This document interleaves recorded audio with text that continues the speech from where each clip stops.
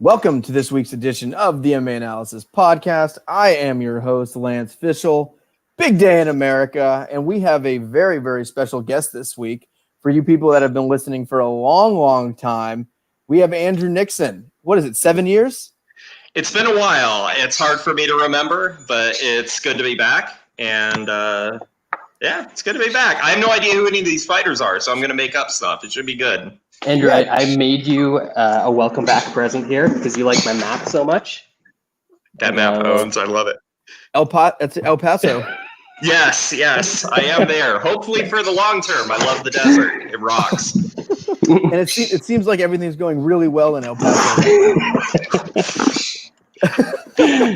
Oh shit. So Brad, how you doing? I'm great. It's been fun to watch this chaos going down south of the border, and that's you know me. I'm pretty easygoing. Yeah, America's doing great this week. We look good. We look at democracy. Yeah. We got some good names this week. Brad going with obese flailing turtle. Yep, I have Chael beat Silva 4-0 because obviously the fifth round does not count. And then Andrew has motherfucker looks like a thumb. Yeah, that's me. That's me. Yeah. It's the perfect distillation of me. Yes. All right. Well, we have some fights to cover last week. I think I remember a good chunk of them. I definitely remember the main event. I think it was a pretty good card. Yeah, there was a lot of finishes, some decent fights, but as we've been doing lately, we'll start out with the main event. Just some thoughts there, as we had Uriah Hall defeating Anderson Silva by knockout in the fourth round in what is probably seems like at least the last time we'll see Anderson Silva in the UFC.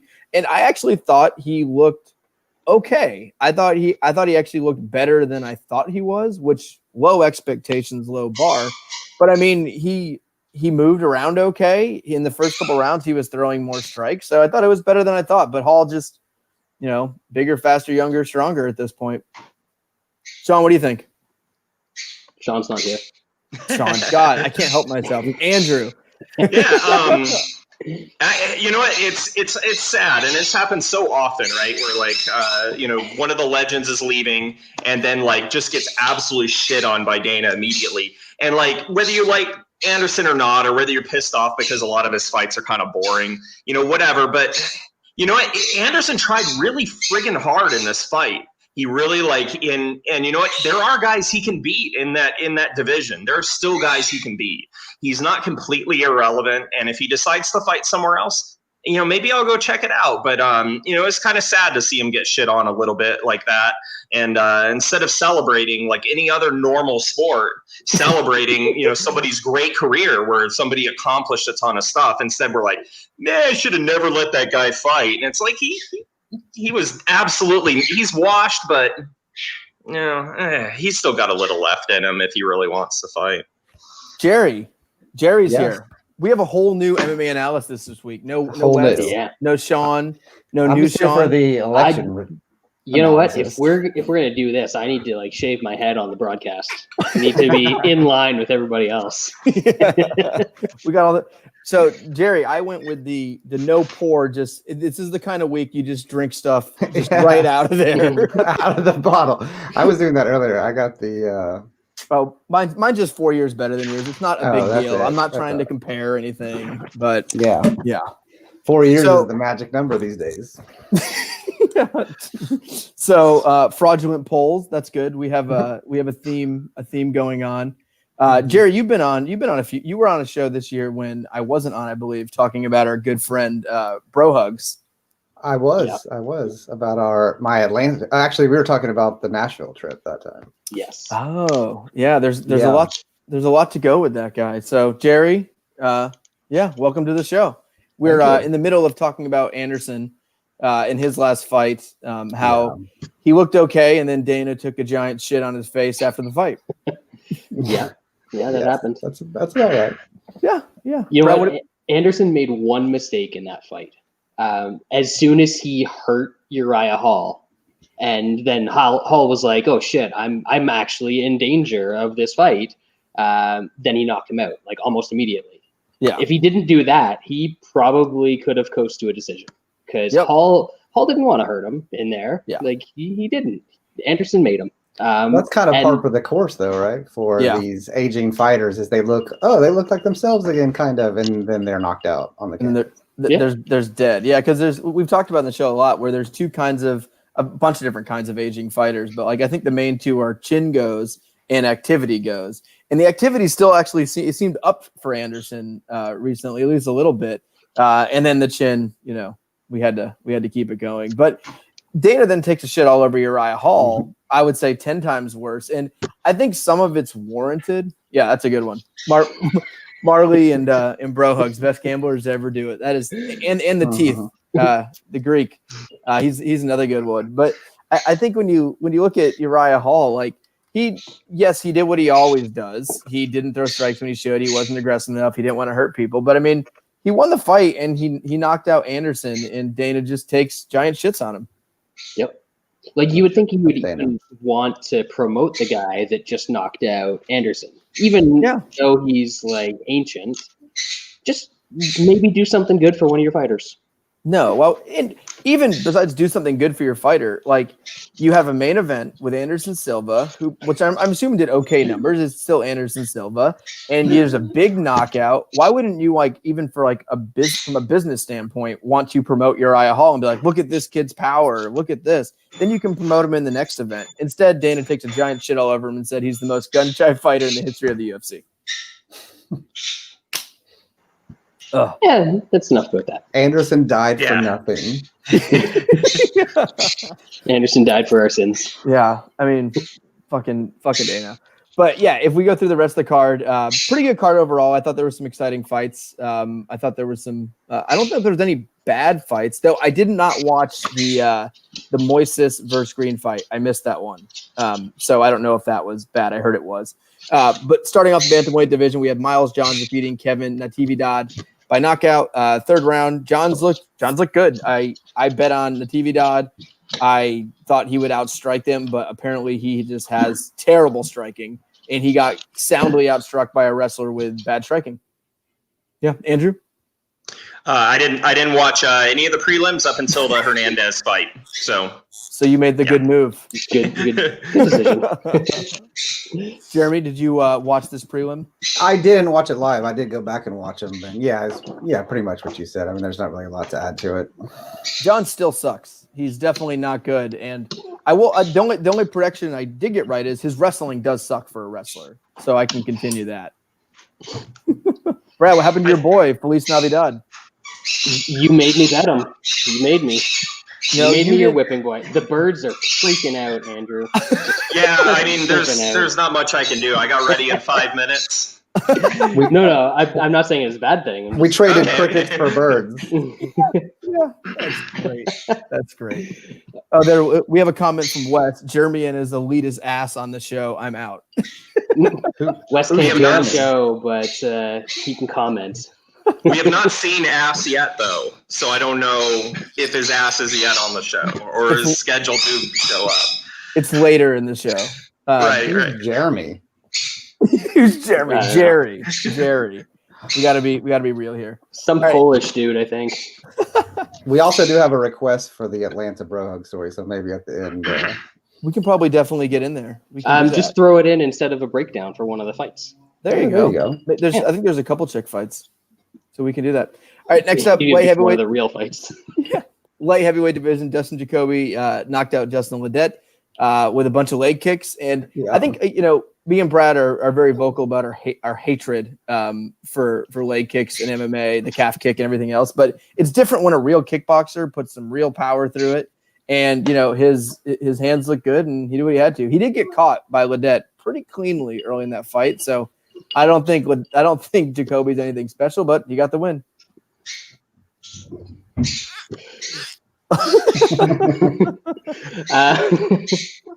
We haven't seen a comment from Steve in a while, so Steve's been MIA. That's a good one. Jacoby is a good striker, and Justin Ledet. I think I said I hadn't seen any of his losses in the UFC last week on the show, but I was still unimpressed with him even by seeing his wins. And there you go. That's what happened. Yep. Old Jacoby. All right, catch weight. This was bad. Jason Witt defeated Cole Williams, arm triangle. Just a couple bad fighters. One just less bad. Probably 10-8 first round, but yeah, Witt. They found someone Jason Witt could beat in the UFC, and I think you have to applaud that. And then I love when a guy like Cole Williams misses weight and comes in just super fat, like outrageously fat. Like that's my favorite thing. You nailed it. Yeah, that's it.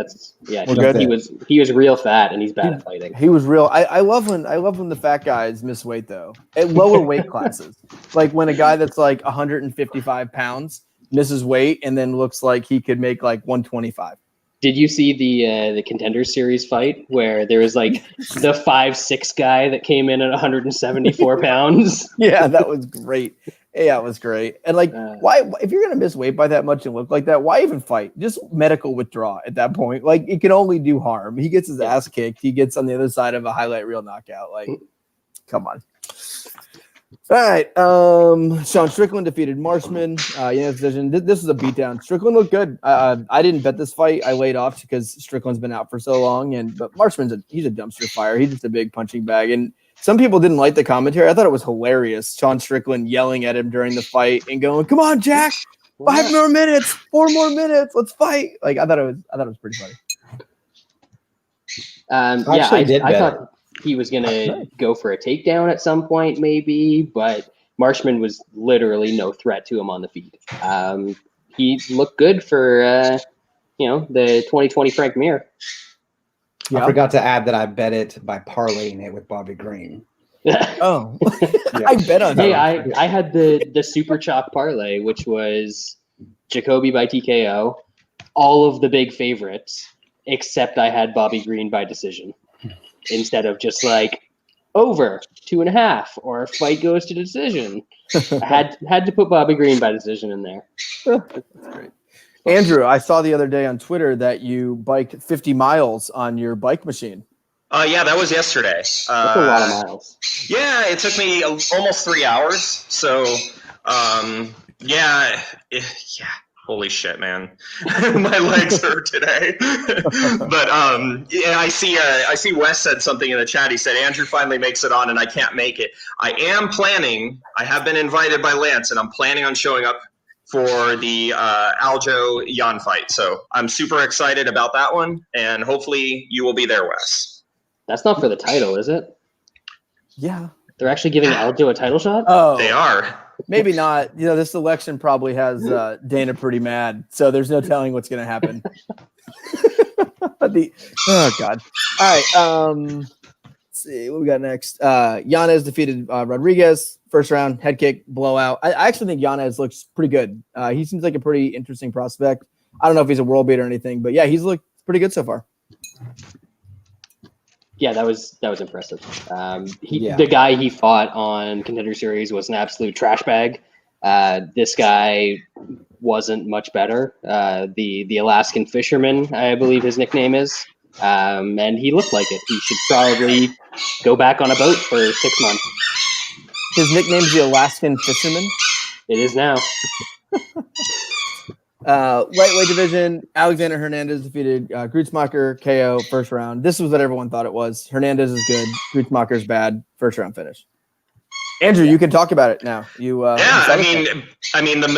fight was like a minute and a half or something like that. So there really isn't anything to talk about. The reason why I saw it is because I was like, the reason why I watched that fight in particular and started there was because I've always thought Hernandez has been getting better, and that he's always had a decent amount of talent. So it was nice to see him fight someone who I thought was very overmatched. It's fun stuff.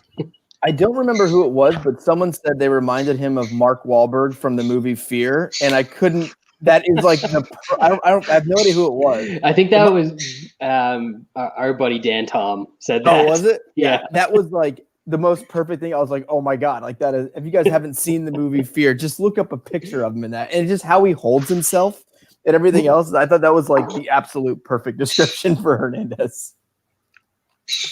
Yeah. This was a physical and skill mismatch. for some reason, I thought that Hernandez would need to take him down because of Grutzmacher's pressure, and he would just work him over on the ground, but it didn't even get close to that point.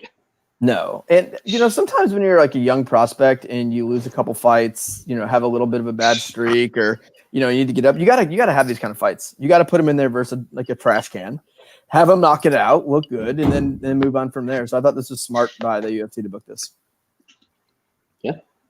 Not a lot of dudes have a knockout over Beneil Dariush, so. Yep. He came on the scene like a bat out of hell. I think it was like a short notice fight. It was like a couple week fight, short notice fight. Fucking Wes. Short notice fight, and he knocked Dariush dead. Yes, Wes. Yeah.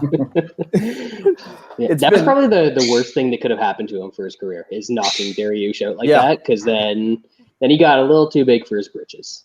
Yep, for sure. Yeah, Wes, it's been tougher. I was watching with Helena before this started, and it's like, we have breaking news. We have more votes coming in, and then the guy's like writing the votes, and it's like 327. I'm like, we're literally adding. Can it just be over? It was like 327 versus 986. Like, looking good, Biden. And I'm like, oh my god, like, where are we? Oh, it's so rad. There was Trump put some kind of like number you can call and like a hotline to be able to report voter fraud. So I've been watching all these videos of people prank calling, and like some lady like stretched a phone call out for like 5 minutes before she said that a truck pulled up that said Lima on the side of it, and then delivered a whole bunch of ballots before like the guy was like, okay, I get it, and hung up on her. So a bunch of that stuff going on right now. It's very funny. So great. So I've actually what a time to be alive with Hernandez before, so I was pretty happy to see him finally pull out a good win. I've always thought he was really good too. He's insane. He trains out of San Antonio, so I've actually been down to that gym numerous times. He's a fucking beast. I've been to the gym where he just literally rolled with every single person one after another, just destroying everyone. Well, he's one of those guys that like he looks the part, like body wise, like he just looks like that guy. And he's a guy that's been troubled with being gun shy at certain times and not throw, like we saw with the Tornado fight and some other fights where he can get a little bit gun shy. But like when he turns up the pressure, like he is good, and his wrestling is not that bad. His top control is pretty good, and he's got decent hands too. Like he can be a complete fighter. And I don't even think he's 30 yet, is he? No, I mean what Brad said pretty much nailed it. That win was a bad win for him. Actually, it led to him going way too far, way too fast, pretty much, I think. Yep. And Hernandez is 28. Just 28, yeah. And then, I think what hurt him too, like he got that cowboy fight, and I think he just got caught, looking at a star in front of him. And then like that fight actually, I think, has kept Cowboy along a lot longer. Because I think if he loses to Hernandez there, like Cowboy's probably not fighting in the UFC right now. But either way, good result. And Grutzmacher is one of the worst fighters, talent-wise, I would say, on the entire roster. I don't even think you can say that anymore. He's like pre-COVID, a third. Yeah, he's like a third quartile fighter on the roster at this point. He's a D+. Shout out, pour one out for my homie. You should go back and like that tweet, Lance. Come on. That's not fair. What was the name that Bo said? The movie? Something dramedy? What was it? Socio-economic dramedy? No, it was a slice of life buddy dramedy. And then there was the socio-economic drama. Oh, it's too much. It's too much for me. Good times. Yeah, man, rest up. Get better. Next, we go to the lightweight division. Moises defeated Bobby Green. I missed this one. I was trick-or-treating. Actually, we timed our trick-or-treating perfectly. So how our neighborhood did it is they just put everyone in the neighborhood just put like individual wrapped bags at the end of their driveway.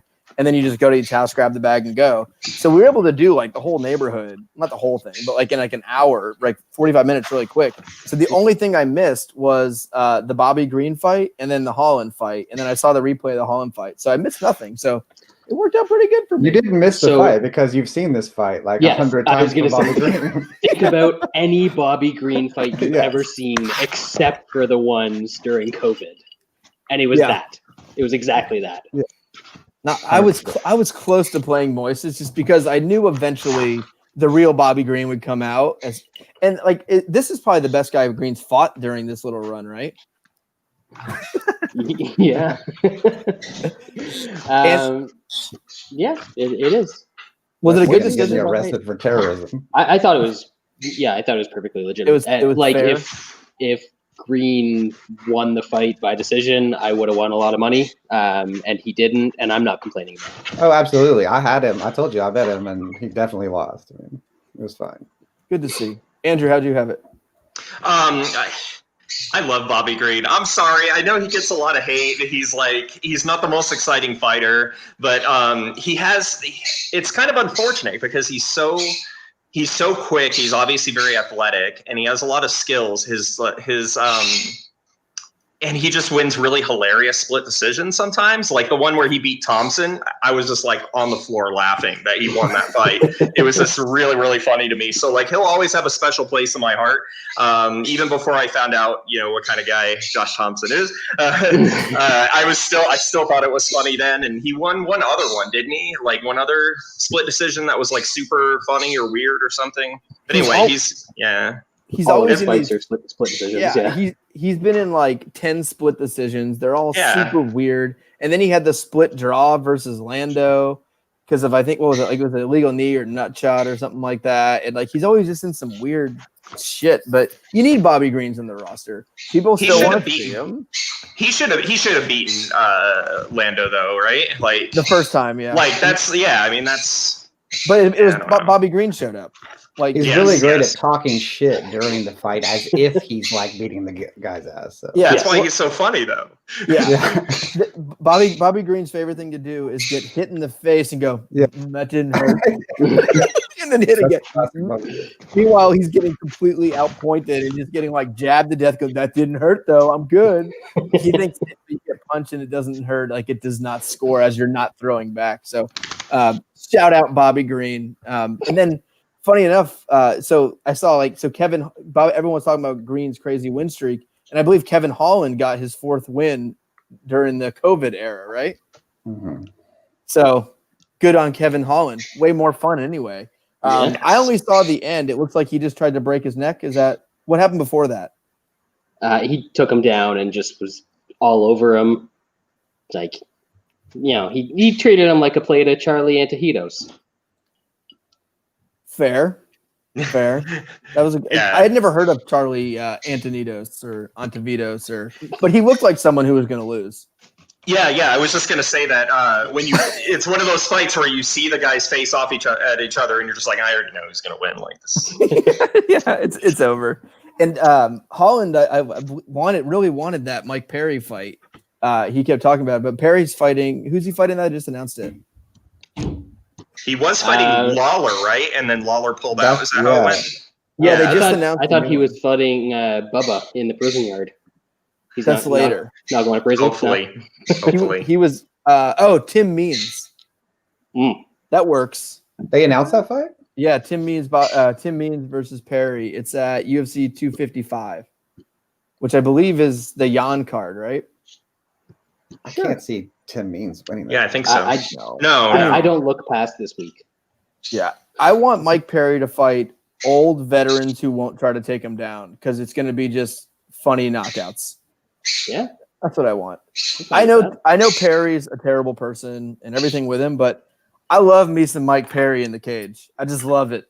I love everything about it. You got to forget about it as soon as he walks out, but that dude rocks in the cage. Oh yeah, I mean you gotta forget a little bit. Like you gotta remember that like probably 90% of MMA dudes are probably just absolutely intolerable to be around. And just be like, you know what? I'm just gonna enjoy the fights. These guys suck, but whatever. That's their personal problem. That's the people in their orbit, their spouses, whatever. Let them handle that shit.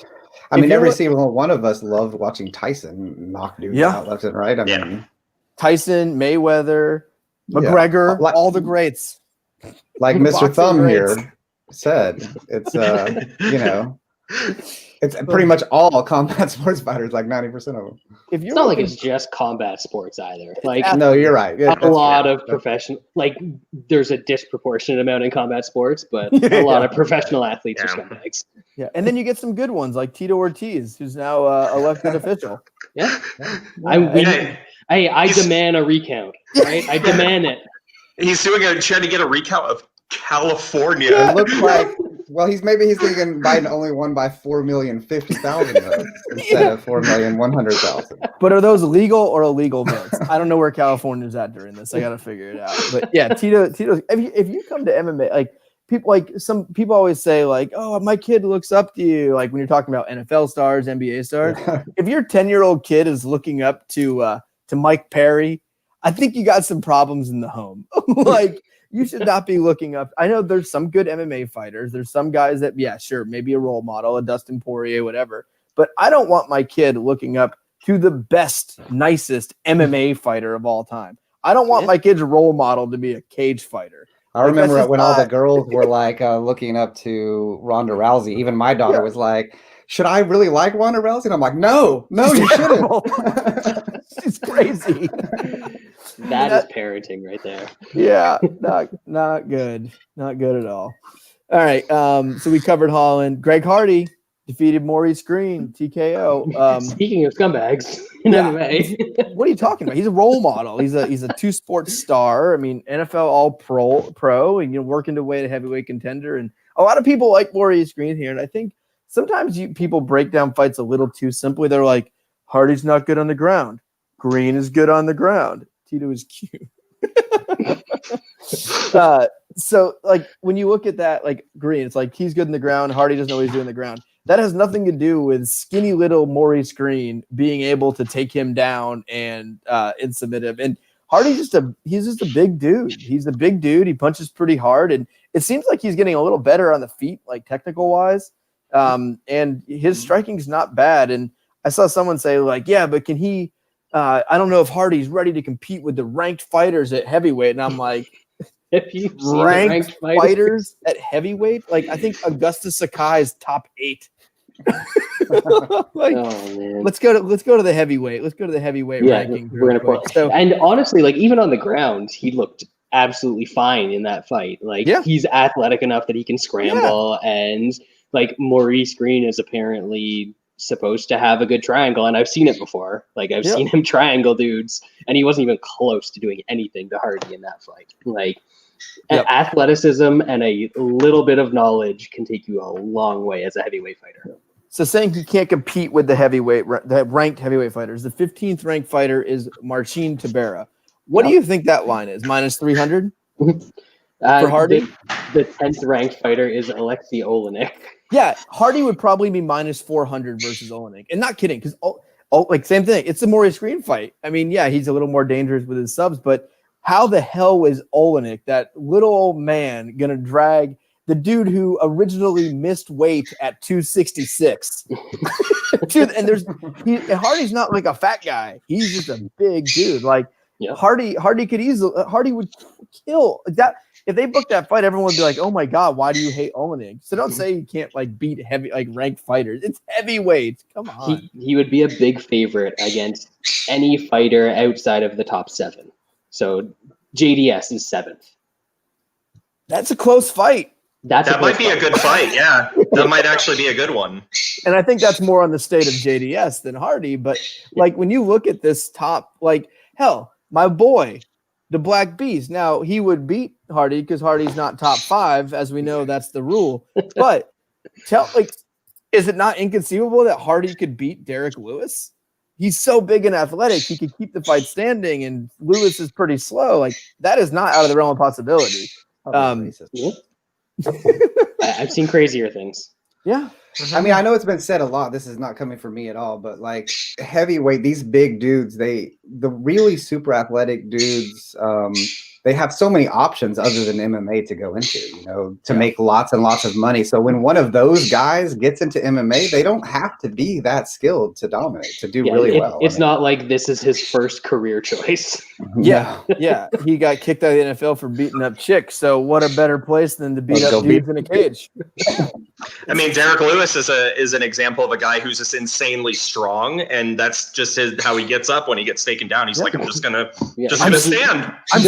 He doesn't know how to get up. He just gets up.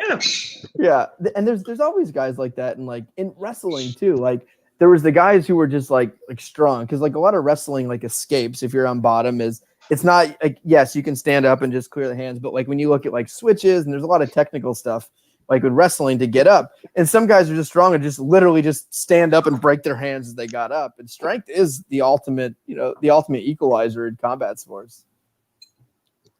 Jeremy has the look of a sex cult leader tonight. You literally, yeah. I can't put that on the stream. That's not allowed. We'll get banned. I mean, as long as everyone's having to have sex with me, then I'm all for it. That's the sex cult, right? Yeah, man, just the heavyweight division in cage fighting is never going to be the creme de la creme of athletes. It's just never going to happen. No. It's really funny though, and it's too bad that that Hardy. Well, no. I'll rephrase. It's really good that Hardy did not officially miss weight, because that's such a hilarious thing to have happen. That I hope it doesn't happen to have somebody like that. It's got to happen to a really like insanely fat dude. But that era of UFC is probably over. So I don't have my hopes up. That's actually the only COVID bet I won times. was Hardy inside the distance. Was the only bet I won on this card. That's great. All right, next fight, which I tried to make Munich. No, you didn't. Brad. Yes, that was number one choice. No. It was that, and then the second choice was Holland inside the distance before he fought the guy I'd never heard of. That's fair.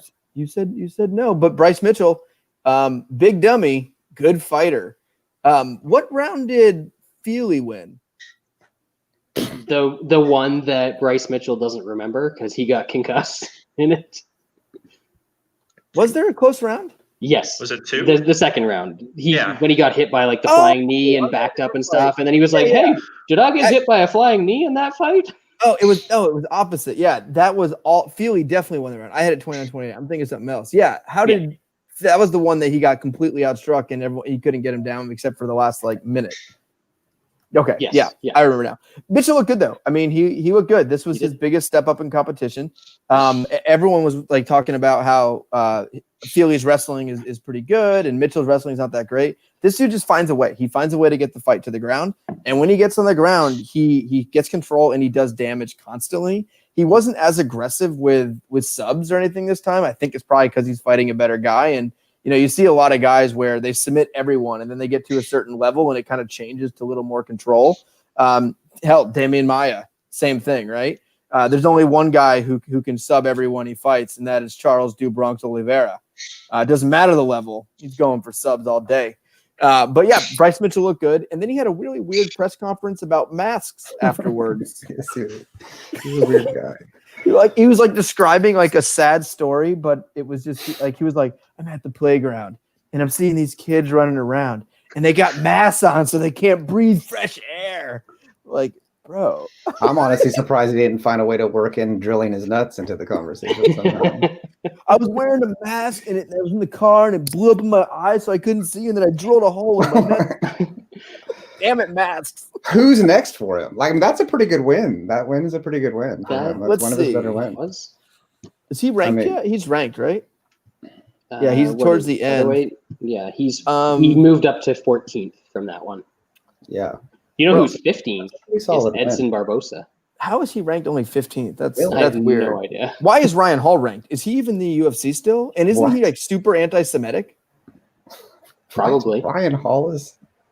Is he legitimately in the UFC? He's not, is he? He's ranked 13th in the UFC, and Barbosa's 15th. Oh, I hope he's not anti-Semitic, because like his fighting style is so hilarious that it's like must watch.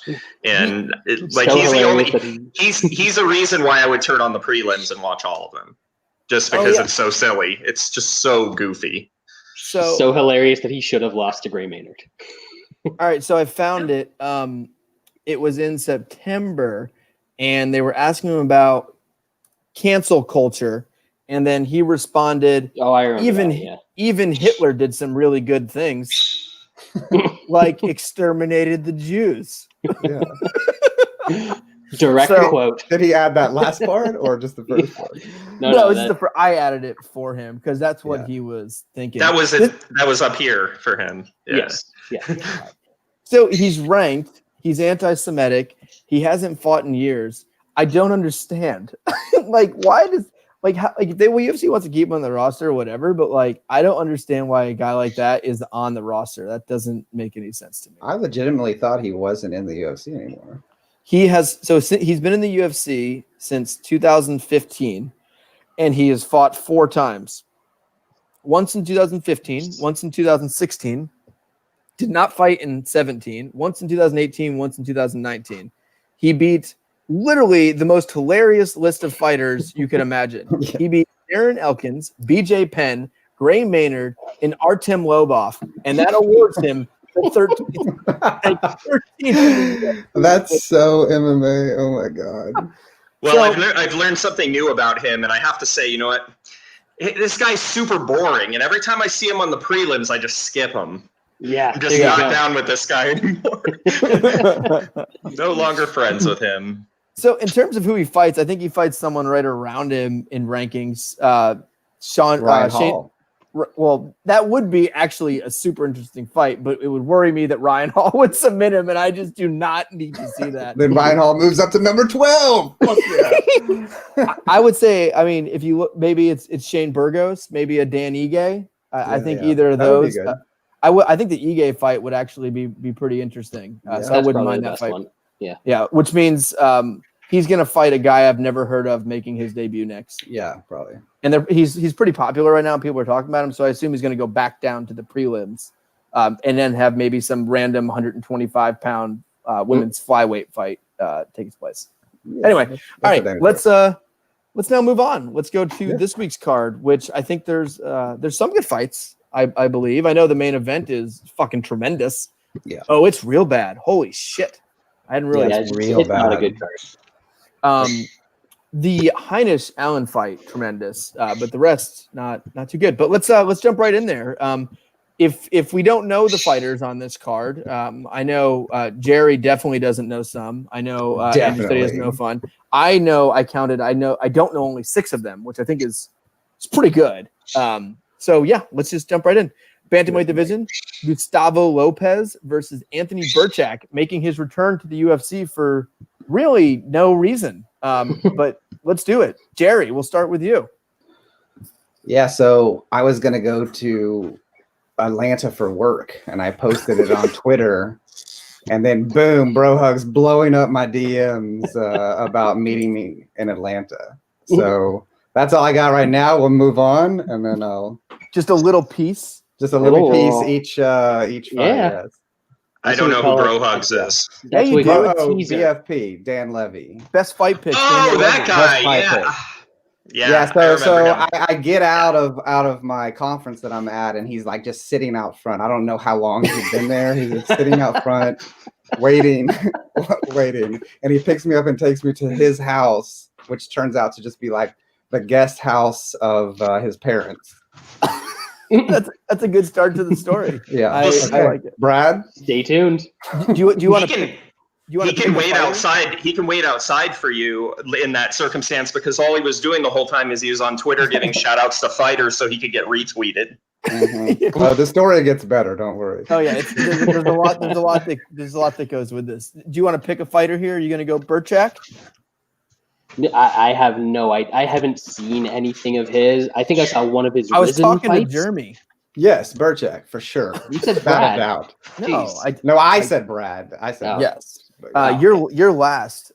Andrew, what do you have? I have no idea who this Gustavo Lopez guy is, but I have seen Birchak fight, even though I can't picture him in my head. So I'm going to pick Birchak because, why not? that That's was fair. my reasoning too, Andrew. That will probably also be my reasoning. Brad, you're up. I mean, Birchak has a win over former UFC bantamweight title contender Joe Soto. So, you can't beat that kind of pedigree when it comes to fighting in the UFC in 2020. Yep. Yeah, I don't know what he's been up to the last 4 years or whatever, but I guess he wins because this Lopez guy is not good. I have no idea who he is. Lopez apparently has fought in the UFC. Yeah. He's He's one of those guys that he got taken down 17 times by the boring Georgian, the Georgian snooze machine, as we like to call him. Dvashvili. Yeah, that one. He is the worst. Yep. Yeah. So Birchak, after he got cut from the UFC, lost 3 straight fights. And then he came back, and I assume, I haven't looked at it, fought maybe some of the worst fighters you can ever find ever. He beat all of them in the first round, and now he's earned his ticket back into the UFC. I don't have much here. I'll take Birchak. I like a good story, so we'll Also, go from there. super short notice for him. Yes. So I'm not gonna bet on this for sure. Next up, welterweight division: Max Griffin versus Ramiz Brahimaj. Jerry, that's one of your boys, Ramiz. He's No one of idea your who favorite he fighters. I'm gonna go Max Griffin. I mean, he does have a win over Perry, so He does. Mike Perry. So that's it. That's my reasoning. Are you going to continue the story, or do you want to keep doing this in pieces? No, I actually said something, so I had to. So don't worry. There's going to be plenty more opportunities for me to do the story. Andrew, are you a big Ramiz Brahimaj fan? He looks like he's in pretty good shape from his picture. He is from the Bronx, and he's lost 2 of his last 4 on the regional circuit. Is he? Would you say he's attractive though? That's what I need to know. Let me look. Not bad. I mean, he's okay. Okay, D- I'm gonna pick Max D-minus. Griffin anyway, because it was the only fight I remember of his was the Perry fight. I'll just go Max Griffin. Who cares? Whatever. And Max Griffin has a good nickname, Max Payne Griffin. So not too bad. So that obviously gives him a slight edge in the fight. Brad, Max Griffin, who's lost 4 of his last 5 fights, taking on a guy who just lost 2 of his last 4 on the regional circuit. This is COVID. Everyone's begging to fight. Yeah, we can't find enough guys to fill these cards. We can't. Obviously. We're going to need 19 fight cards to get all these requests in. But yeah, this is all right. Here's some classic wiki capping for you guys.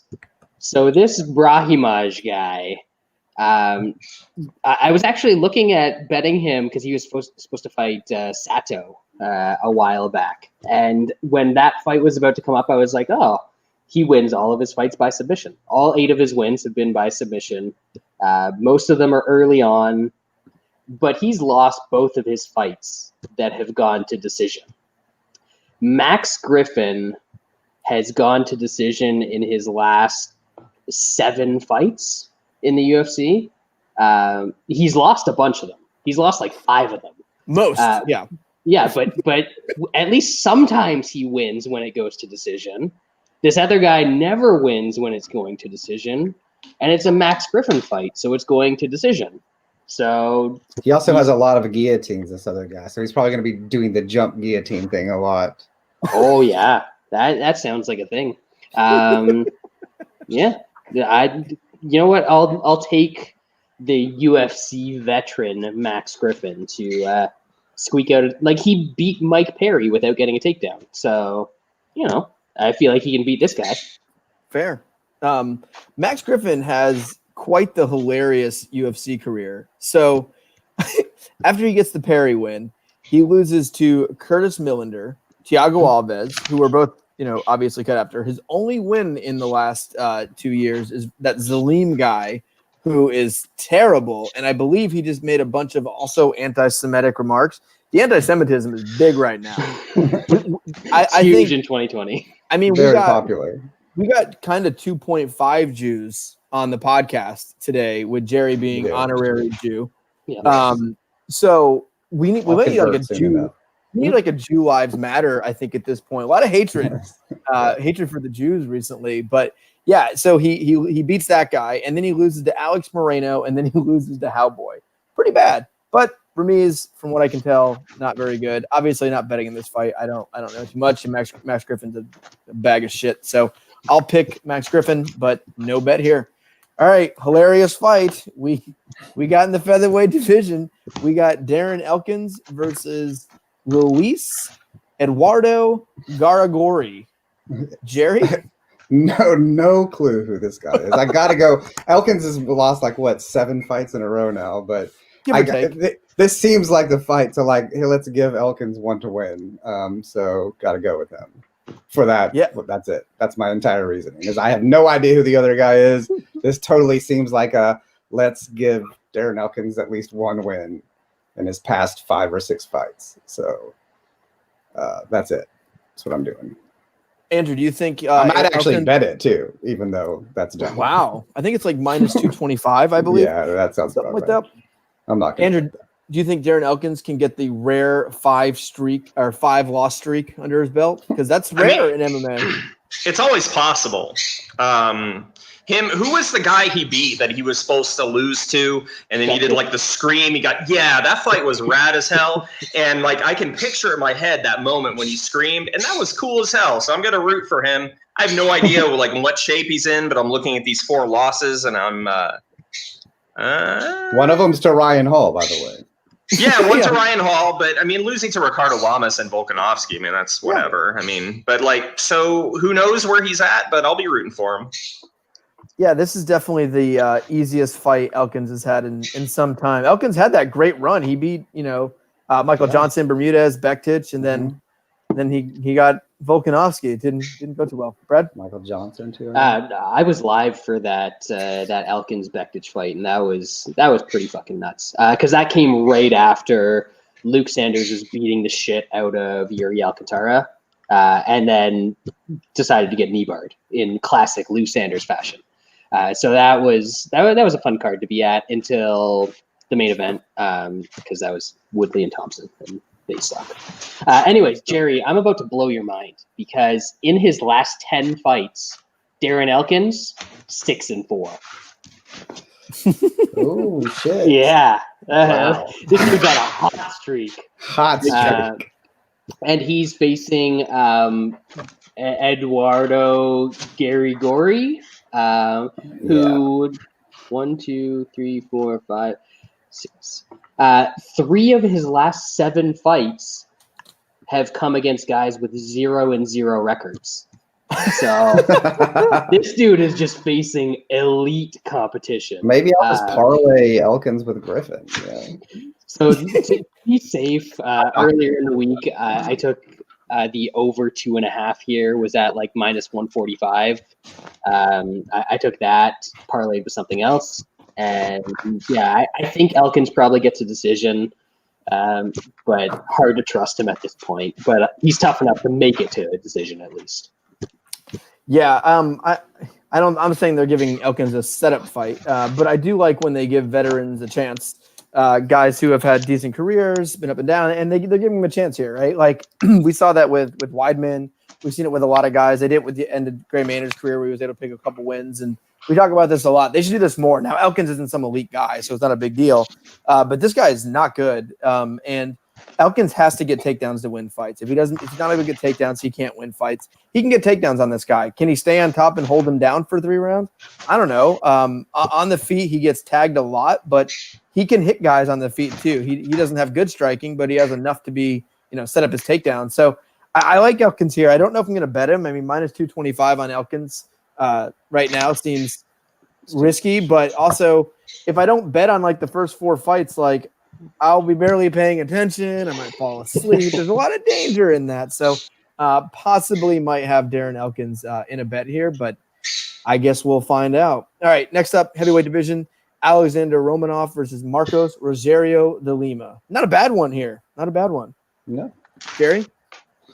I haven't even looked at the fight. I'm not going to comment. I'll tell a little bit more of the story. So I get to his house, his parents' guest house, and and he's got a 2004 Mac that he uses for all of his stuff. He wants me to install, I think, Excel on it, but it won't even run Excel. And every single surface, I've never seen anything like it. And I've lived with college dudes, every surface was just filled with dirty dishes, like old dishes, but piled on top of one another. There couldn't have been anything in the cabinet at all. Clearly, coasters clearly stolen from a bar is what he was using. He had bags of water, like it was the weirdest shit. Like Ziploc bags, and it was dirty brown water in the Ziploc bag on the coffee table. I don't even know. I surreptitiously took some photos because I just couldn't believe it. Like a jar of Nutella just sitting out open, like just completely open. Bottles of wine with saran wrap on the top, holding it on. And then I go to the bathroom and there's just like dirt and ash like on the counters everywhere, like just dirt and ash and that's the same, just loose dirt everywhere. It was the craziest shit I've ever seen. And he knew I was coming for days. Like if you have someone for the first time in your house and you know they're coming ahead of time and you bring them in like this, I was being like, I thought I was murdered. I was like, I walked around, I was like, what the fuck is going on here? This is definitely a murder house. And you were texting us while you were there pictures of it. You were like, I'm in his house. And there's picture evidence of it.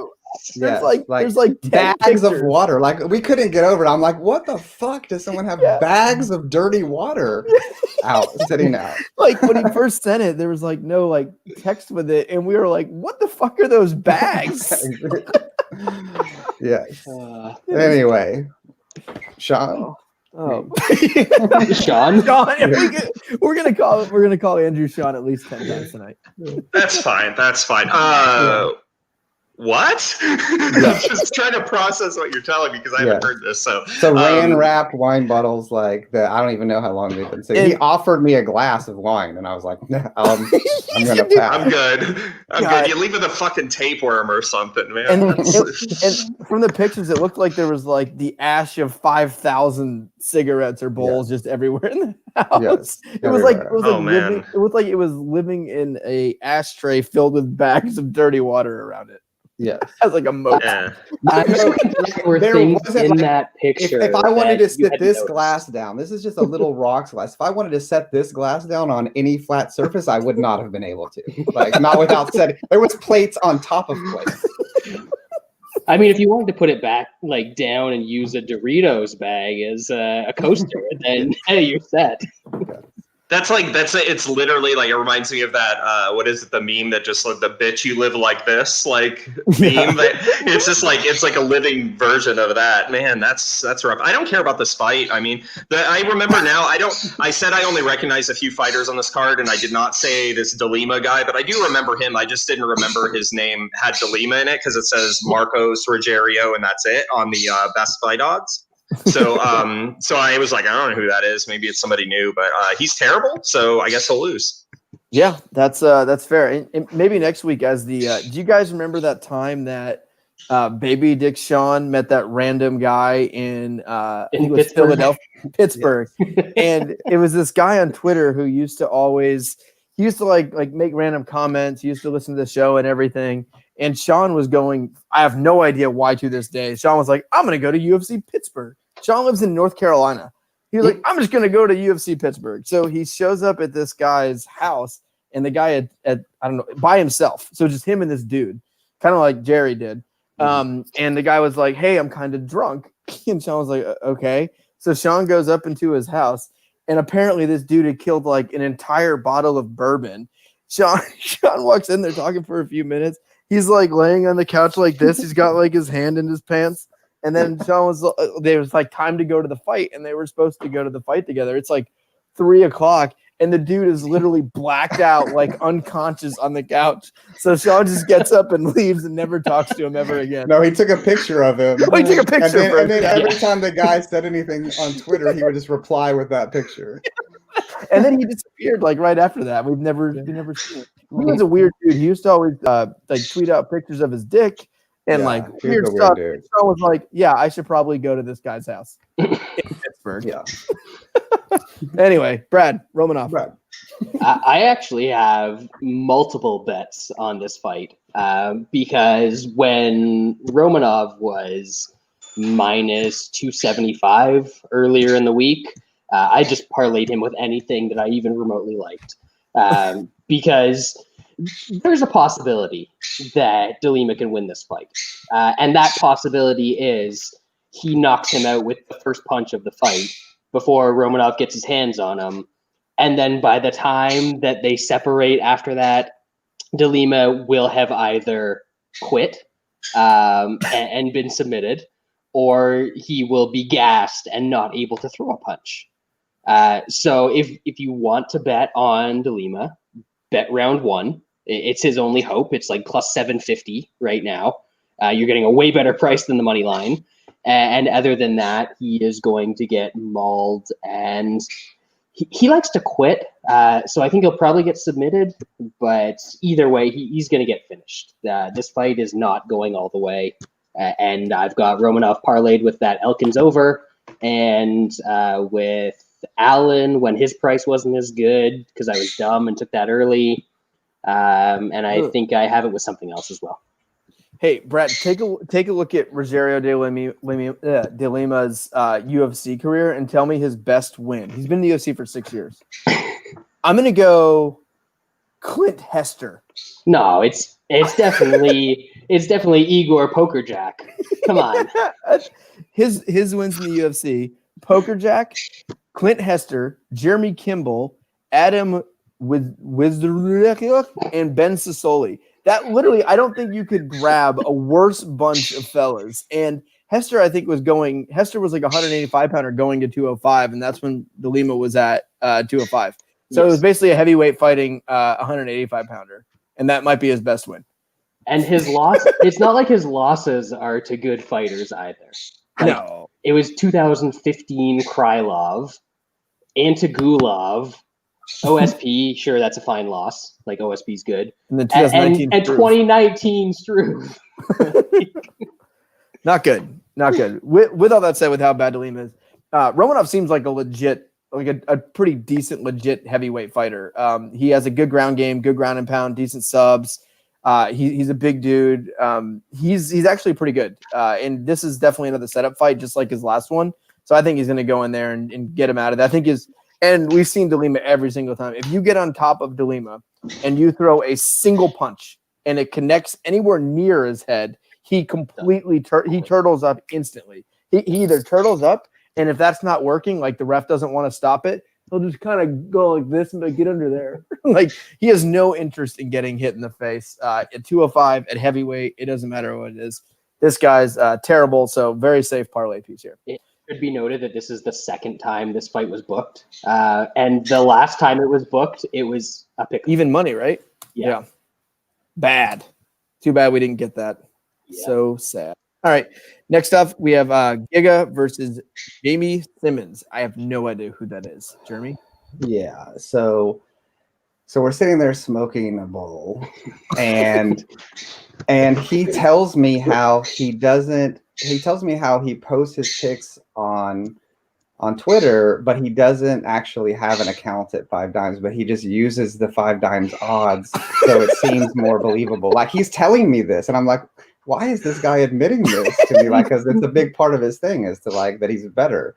And so he tells me this, and then as we're smoking more, he tells me about this story about how he went to this gym and claimed that he fought MMA. And the guy, of course, thought he was full of shit and like put him in a ring against this actual MMA fighter. And the dude just beat the piss out of him, like bloodied his nose, and he left in like a shame. And I'm like, why are you telling a stranger that you just met on Twitter for the first time this shit?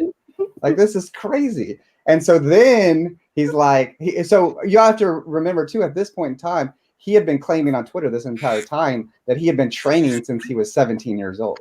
Yeah. And he's like 20 something at this time. So, he's been training jiu-jitsu for 5-6 straight years at this point, according to him, so the guy's like got to be purple belt, close to purple belt at least. And so then he's like, I have these mats.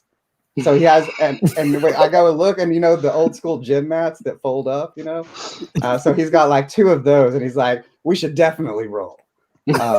So I'm going to leave it there until next time. God. And if you didn't know, Jeremy actually is good at jiu-jitsu. Yes. So, all right, Andrew. I don't know who these people are, and I just want to not say much so we can get to the next part of the story. So that is people are dying right now. Tim is having the best night of election week. Brad, what do you got here? Giga easy.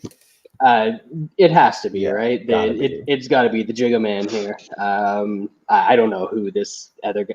His nickname, his given name is James Krause Simmons. Oh, the real hyphenated. James Krause. Yeah. So I don't know if that means anything, but he's going to lose this fucking fight. Yeah, The problem is that these odds are so like crazy though. Yeah. Like I can't bet any of the fights that I actually think I know what's going to happen. Yeah, what is he, minus 650, something like that? Minus Maybe higher. 750 now. Wow. And you can't really trust like a Giga inside the distance. I was going to say, if anything, you kind of have to go with Giga by decision at plus 250 or whatever it is. Yeah. I don't know if this other guy gets stopped a lot. Yeah, he's been stopped in the first round in both of his losses. So fuck that. Yeah, possible. I'm looking at this guy's picture on SureDog. Have you seen this one, Brad? No, I haven't. I think I'm going to bet him. Yeah? Is he jacked? He's jacked. He's got an afro. He's got an afro. Yeah. He's a jack dude from Milwaukee with an afro who looks like he throws bombs. So I gotta look this up now. he's got a sub one. His nickname is the Afro Samurai. Oh God, this is almost a must bet situation. What is this guy inside the distance? Afro Samurai definitely trumps Ninja, which is the Jigga Man's nickname when it should be the Jigga Man. Yeah, that was a clear miss. Yeah. What's my favorite miss of the year? Cameron or else. Yeah. Definitely. James Krause inside the distance is plus 785, plus 800 in that range. What's round one? What is Simmons round one plus 1450? That's the play. There you go. Well, his last fight though play. was in the world-renowned Caged Aggression 28, Unstoppable Day One. Yeah, like how it's day one. That was like 2 weeks ago.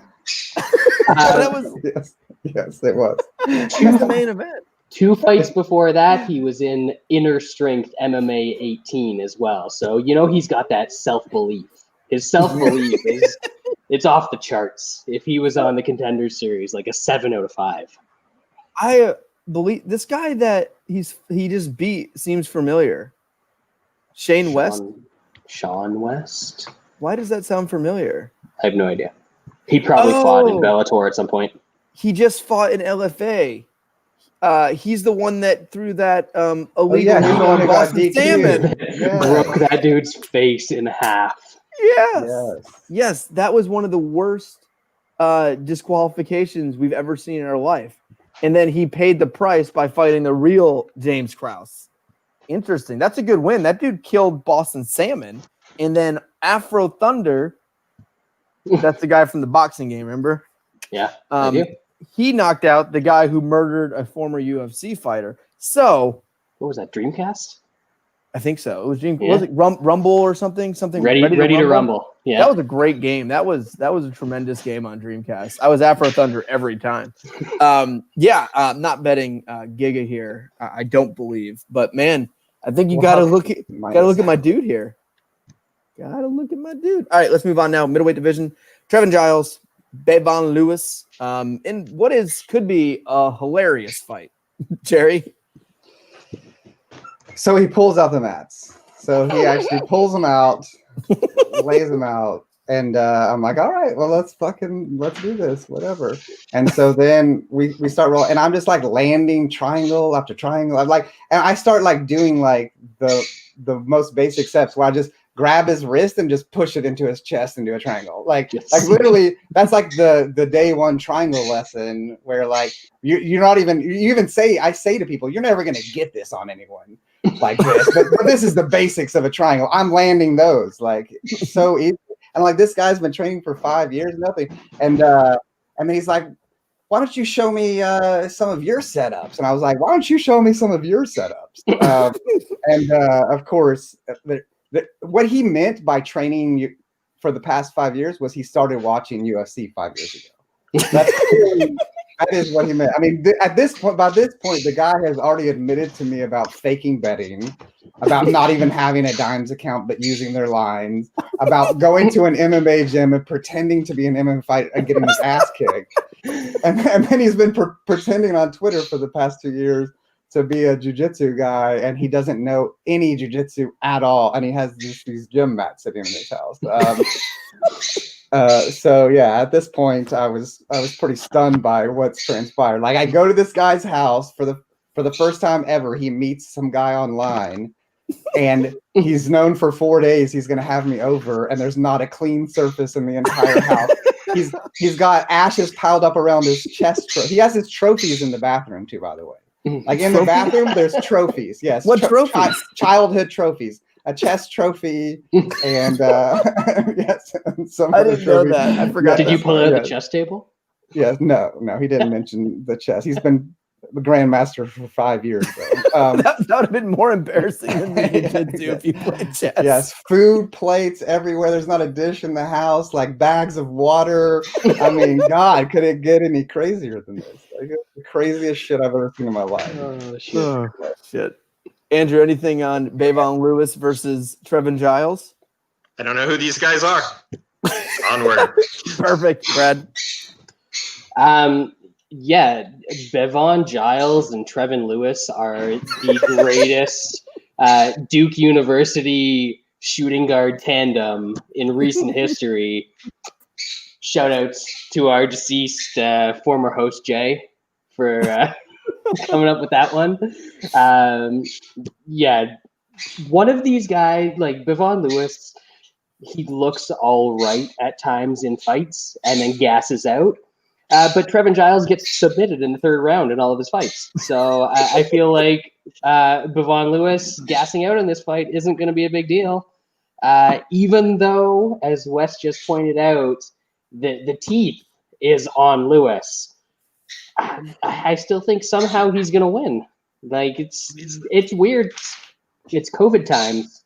The teeth is Yanni Corrales, and the line started like this, and the wise guys steamed it up this way. And whether you fade them or you follow them, I hope you cash them. Don't trash them, guys. God, it's so crazy that's real. That's pretty good. That was pretty good. Yeah, I actually leaned Lewis on this fight. I just feel like he's the better. Way.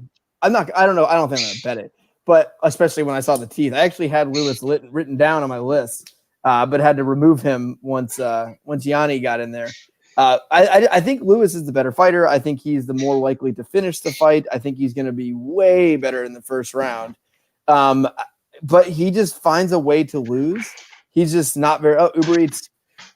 He's just not like Lewis finds a way to lose, and like the Darren Stewart fight and all these. And Giles isn't good, but he's not like the worst fighter of all time. No. This is just a tough fight to call. I think if he's been in there with some pretty good people too. I mean, he's got some experience in the cage. Giles just beat the fake James Krause. Yeah. So that's good. I think sometimes I get distracted by muscles. At times that could be also why I'm looking at Lewis here. But yeah, this is ultimately going to be a pass for me. All right, let's now move on to, let's see, are we in the main card? Yep, main card. We've heard of one of these people. Claudia Gadelha versus Jan Jadon. I think that was right. Jeremy, what do you think? Probably not. Yeah, I don't know. It's kind of, I'm probably going to go Gadelha just because she's a dog and, you know, I don't know who the other person is really. Banging Bod, too. Like banging Bod. Yeah, that's distracted by the muscles. Yeah, just got it better. Looking good, those abs. Andrew? I don't know. It feels like a toss-up, and so I'll go with the dog money. I like Claudia a lot, but I feel like she's kind of fallen off a cliff. Like, I don't know. She just seems like really slow. Every time I see her, I'm like, this is the lady that was like giving Joanna so many problems. I don't know. I feel like she's probably just going to lose because it feels like her career is just kind of going meow. So yeah, that's what we're doing. Brad? Yeah, it's kind of sad that Claudia has turned into like a point boxer at this point in her career. I know she moved up to like New Jersey and she's training with Mark Henry and that whole camp, and it doesn't work for her because her thing is that she is way stronger than anybody else at 115. She's actually a good wrestler. she's never really had the cardio to wrestle for 3 rounds. But if she wasn't able to completely dominate people, she could win the first 2 rounds and then sort of coast through the third. And I feel like if she had that game plan here, she would do that to Peter Yan China woman. But I don't know. I feel like it's going to turn into her trying to box and probably getting outpointed by this Chinese chick that apparently has fought in the UFC like 5 or 6 times. Obviously gone to decision every time. And she is a point fighter. I don't know who she is, but just looking at stuff, it seems like she did well against Angela Hill in the 3rd round, and we know how Claudia looked in the 3rd round against Angela Hill. So that's a pretty good point of comparison, I think. So this Chinese lady, Fury, that's her nickname. I'll just call her that. She apparently has fought in the UFC 5 times. I have zero recollection of a single second of any of her fights. Now, I say this all the time in the podcast. I've definitely seen her fight 5 times. For sure. I watch the cards every weekend. I watch all the fights. I have seen her fight 5 times. I have no idea who she is. I don't remember a second of her fights. I remember nothing. Claudia, yes, she has definitely been declining over the last couple of years, but she's still finding in most cases a way to win fights. The Hill fight might not have been the best decision, but really the only fight that Claudia lost where she definitely should have won based on just her skill set and everything else is the Ansarov fight. The other fights she lost, she probably should have lost, and I think she would normally lose those fights. And the line just keeps going up. Right now it's plus 135, and I think you have to take a shot at Gadelha at that price, plus 135. And I think we're going to see what she has been doing a little bit. I think she's going to be more effective, though. I think she's going to be able to take this fight to the ground. I think she's going to be able to lay on top of her and land a little punches. Her striking's not terrible. She can hang in the feet. She can push against the cage. I don't think it's going to be exciting. But I think Gadelha can win a decision here. And I don't know what this Fury's submission defense is like, but Gadelha can still be dangerous. She can still finish fights.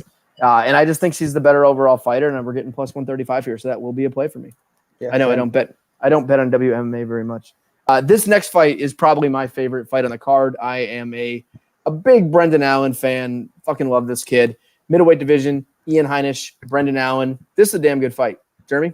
Yeah, it is a damn good fight. I'm also a big Allen fan too, and I'm probably laying some money on him as well. I'm not going to break it down. Go on, but yeah. Andrew? I vaguely remember both of these guys' names, and I think I can picture Ian Heinisch, but man, I have no idea. And you guys seem to have a lot of confidence in Allen, so I'm not going to root against you. That'd be kind of an asshole thing to do. So let's go Allen. Let's win some money for these guys. There you go. Heinisch is a pretty solid fighter too, though. But it's going to be a good fight. Shout out Ponderosa High School, Ian Heinisch, Brad. Heel ball coach. Pondo. I still don't have any gear from Pondo, so I'm not sure if it's allowed to be shipped across the border. I'm just saying. But we need to get some of that up here. Andrew, when you're thinking of Ian Heinisch, what you need to do is think of like CB Dollaway, but his face gets squished down a little bit. Yeah, and that's Clarence. Ian Heinisch. He's got like Clarence. He smells the fart, but his face isn't as long. I think I know who you're talking about. I think that's actually a pretty good description. I thought so.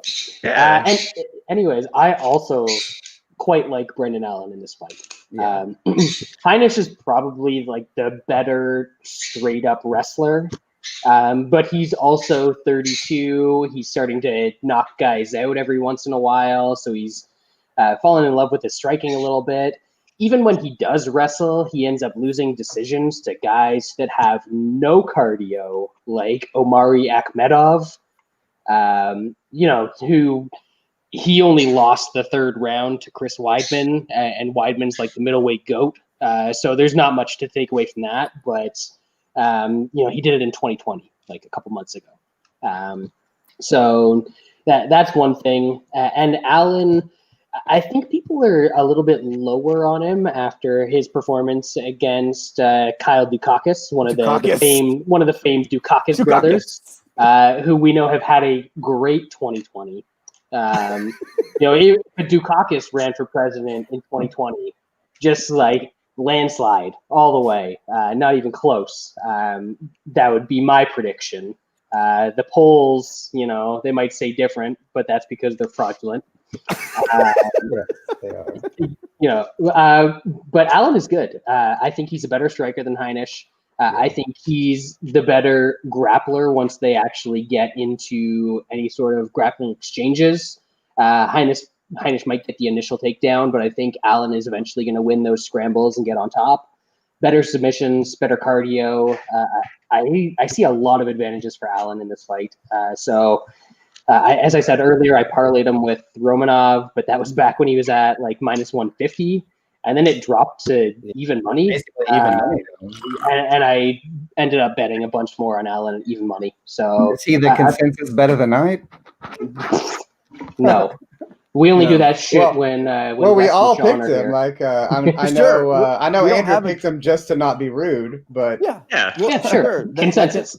That can be the consensus. I'm actually betting him. So yeah, I'm looking at the Wikipedia stuff here. My question to you guys is like, did Ian Heinisch lose to insane Derek Brunson or tempered, calmer Derek Brunson?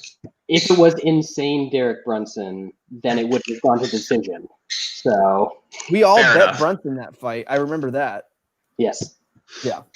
Well, I wasn't around, but I did. No. Well, the rest of us did. I like Brendan Allen. He's done a lot of good shit for a 24-year-old. He's still very, very young. And I do think the reason this line is close is because that third round in the Dukakis fight. Those first, if you remember, I think it was the first round in that fight was just an absolute beatdown in the Allen fight. I mean, he just brutalized this kid, and his submission game is extremely good. Great submission game. He is a finisher. This is a guy, who goes for the finish all the time. He's not going for positions, but I think his ground and pound is pretty underrated as well. Like his submission game is good, but his ground and pound is brutal. Heinisch is not very good. Heinisch, he gets in bad positions. You can get on top of him. He's not the best for scrambles. He's not very fast in those scrambles, and he's not very technical in those scrambles. So I do think we're going to see some scramble situations, and I think Allen ends up on top on those. And on top, it's just going to be a world of hurt for Heinisch. I think Allen is too vicious on top. I think he gets there often, and I think there's not many guys I would be confident in Allen on the feet. This happens to be one of them. So I think if this fight was to stay on the feet, I think I'd favor Allen there as well. I never bet fights early, but I saw Allen minus 110, and I had to bet it early. I knew I was going to be betting on them. Plus, Tennessee started sports betting this weekend, so I have about $9 million of free bets, give or take. So I went ahead and already bet Brendan Allen here, and I really do like him in this fight. Well, I don't bet. I just pretend to. Allen, round 2 and round 3 definitely in play in this one, too. Yep. Yeah, I definitely think he gets a finish here. Yeah. All right, bantamweight division. Raunos. How do you say Roni? Rice-A-Roni? Raoni. Let's call him Ray for the show. Ray Barcelos versus Khalid Taha. Jerry, I do not know who Taha is. If that I helps don't know, and I even barely know who Ray is. I mean, I just know him from beating Saeed recently. I have no idea. My story's over. I did not. My story's over, so I'm just gonna pass it. I'm not betting the fight. No, I get no idea who his opponent is. Andrew, anything here? You know these fellas? No, I don't know who these people are, but while we were talking about the last fight, I looked at the Wikipedia page, and I didn't look at the odds before this, and I was like, well, it's clear who has the better resume, so this dude should win. It's obviously this Barcelos guy. Yep. Brad, what do you think? Ray's not bad. He's pretty good. Yeah, he is pretty good. He lost once a long time ago in a fight that he gassed out in back in like the RFA days before LFA was even a thing. Before there was a little twinkle in Ed Soares' eye. And he's been good after that. He used to be sort of more of a grappler, and now his striking's a bit better. but he's still got takedowns. He's still got definitely a better ground game than Taha here. So I see a lot of advantages for him in this fight. Just looking back through the record, I remember that Taha got taken down like 1 million times by Nad Narimani, who is a British dude, so that's never good.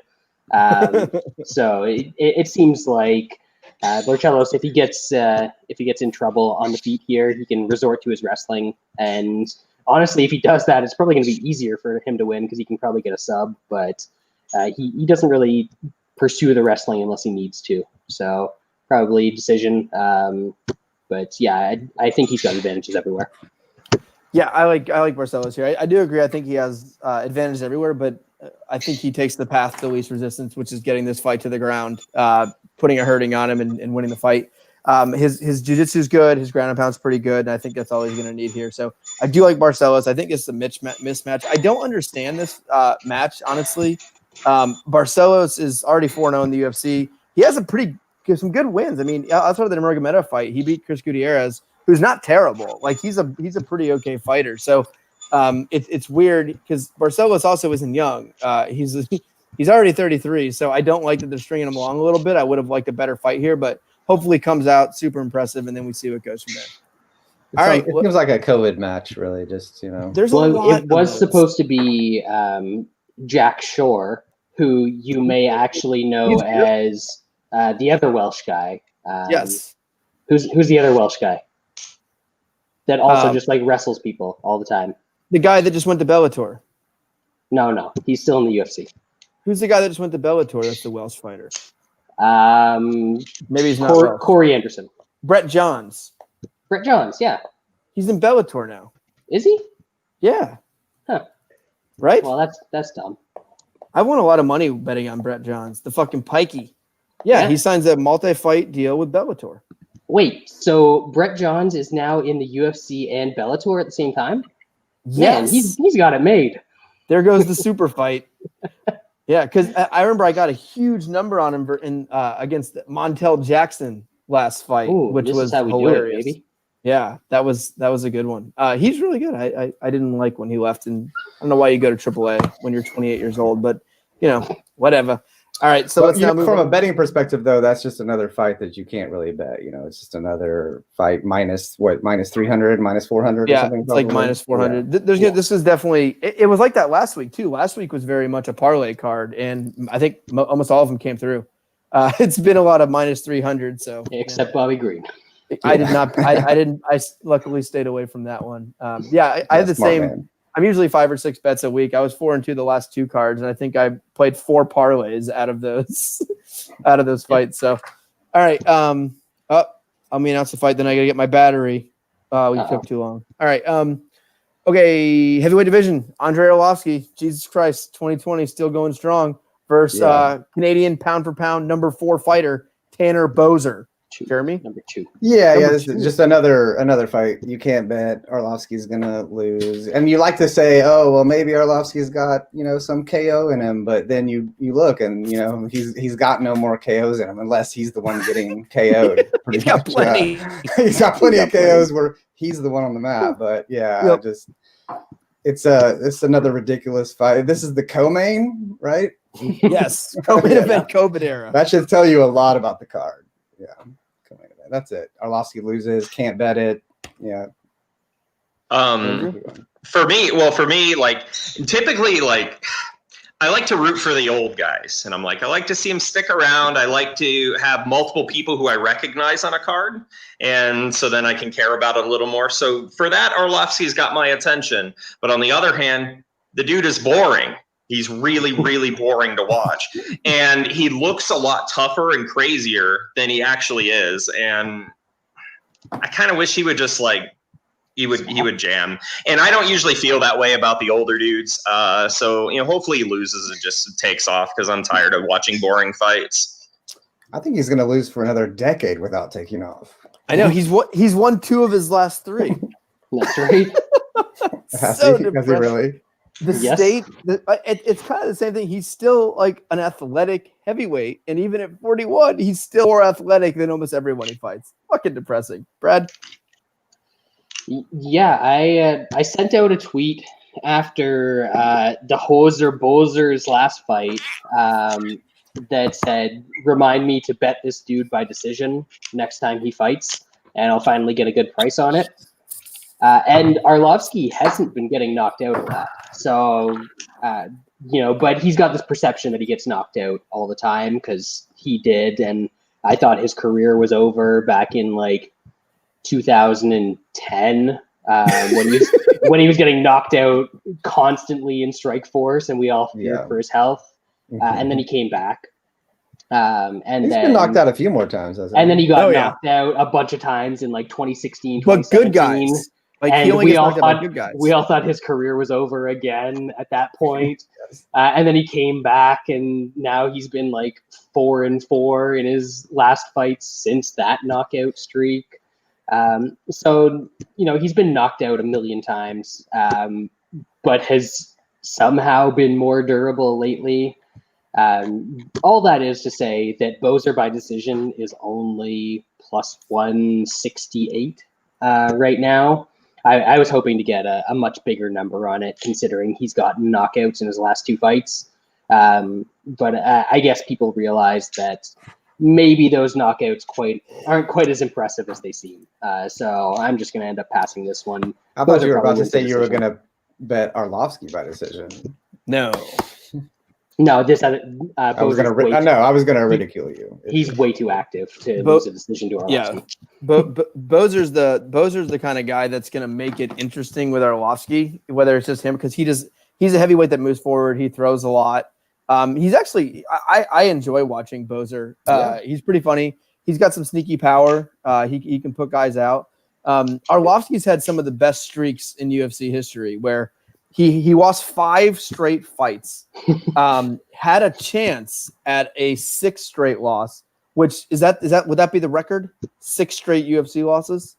That's tough to get. I think so. Yeah. So he saved his job by beating Junior Albini. And then right after that, he went on another 4 fight losing after streak. that, right? So in a 2-year span, 3 year span, he went into a 5 straight losing streak and then a 4 fight losing streak. Still fighting though. Every time you think he's dead, like he lost 4 straight in a row, then he beats Ben Rothwell, and then he gets knocked out in like 5 seconds versus Rosenstruck. Like, okay, this is it. This year he's done, and then he beats Linz when he was like a 3-1 dog or something like that. Like Arlovski, man, that guy he keeps on coming. But I think he doesn't like winning 2 fights in a row. He's only done that once since 2015, and he has turned in for. What made Arlovski so great was kind of like his aggressiveness and his power. And Arlovski is not that fighter. His goal is to survive and push do this much more than the guy he's fighting, and hopefully cross your fingers and get a decision or a bad decision. You can't do that against Boser. He's very aggressive. This is going to be one of the more aggressive fighters he's faced in a while. And I think Boser absolutely destroys Arlovski here. Sorry, Brad. I actually do see a mercy stoppage in this one. I think he drops him, lands some ground and pound, and puts him out of there. So yeah, it's Boser for me. But let's move on to the main event. And as bad as this card has been from a talent perspective, outside of a few fights, this light heavyweight fight is as good as it gets for a fight night card. Honestly, call me crazy, but I don't know when that Adesanya fight, if he actually is going to fight Jan, takes place. But this could mean the end of Israeli Adesanya, because the winner of this fight will be facing him. And we have the lightweight heavyweight division, Glover Teixeira, Thiago Santos. And I will say, if either of these dudes fights Izzy, it's nap time. Jeremy? Look, I'm not going to go into a big breakdown because I just jumped on this last minute, mainly for the bro hug story, but I gotta go Glover though. I just have to, like garage weight Glover. I mean, I have to. I just can't not do it, no matter what I think. Even this particular time, I'm definitely not as confident as I have been in my past Glover bets, but I'm still gonna do it anyway. Got to ride the streak. Andrew?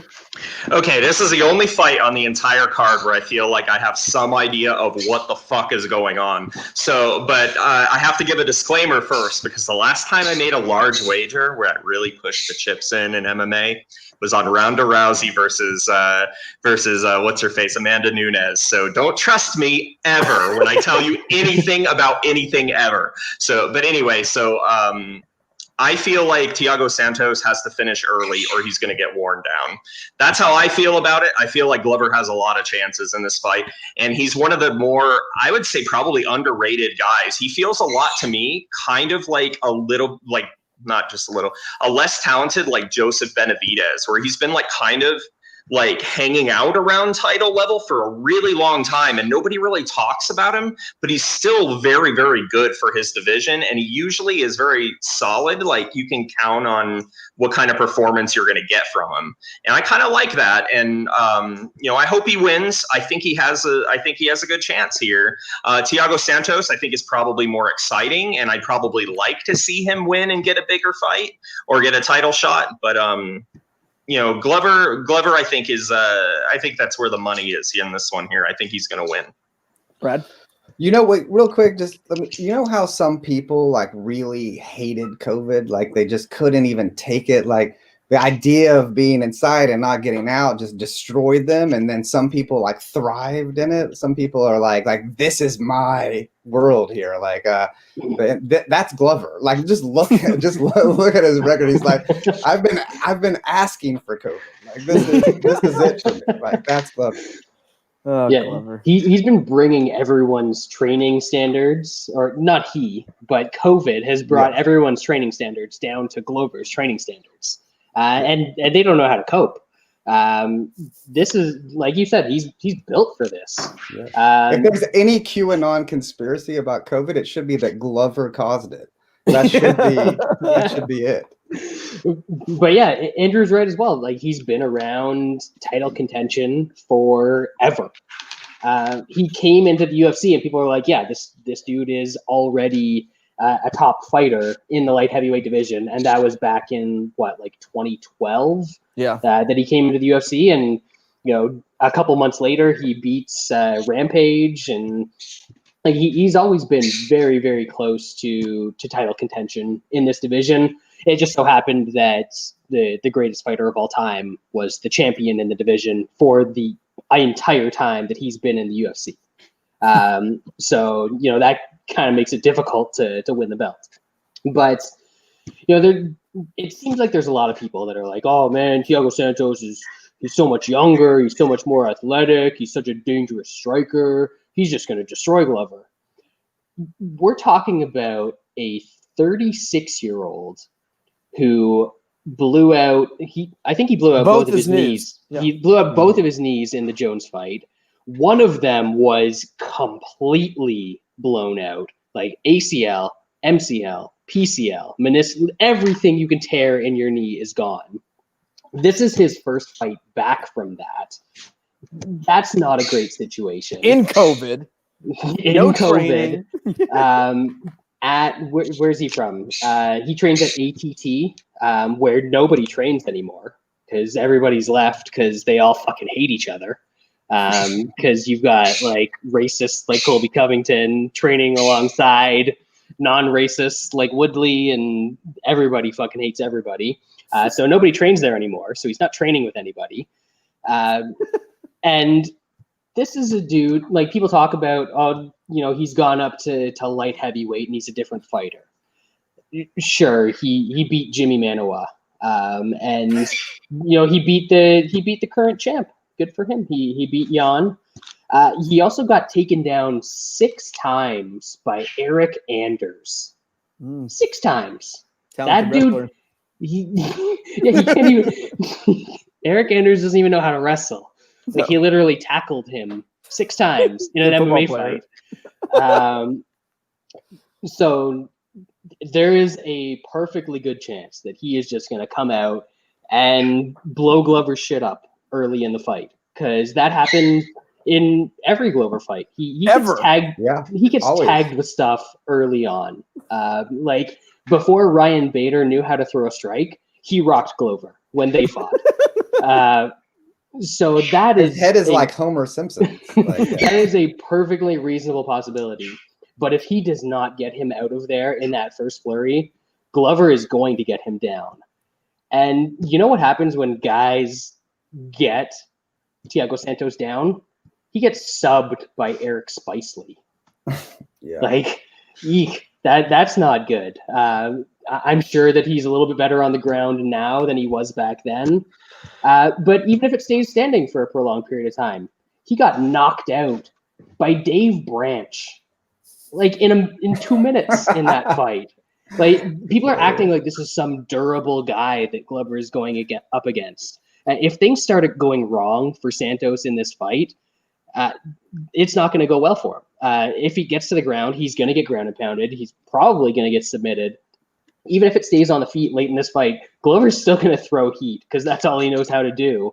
And he could knock him out on the feet as well. So plus 200 on Glover against a 36-year-old with no knees who relies almost entirely on his athleticism.